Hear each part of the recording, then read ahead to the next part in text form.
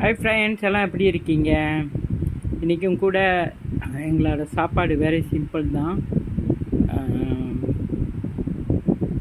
பாருங்கள், அவிச்ச முட்டை ஒன்று, அப்புறம் சாடின் கொஞ்சம் அப்படியே வறுவல் மாரி செஞ்சு எடுத்தாச்சு. அப்புறம் நெல்லிக்காய் போட்ட ரசம். எப்படி இருக்குங்க ஃப்ரெண்ட்ஸ்?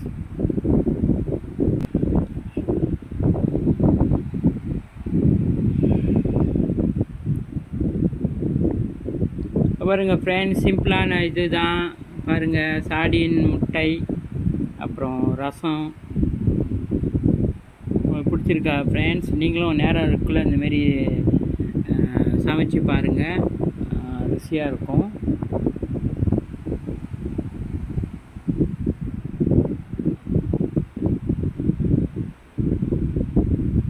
ஓகே ஃப்ரெண்ட்ஸ், ரொம்ப நன்றி.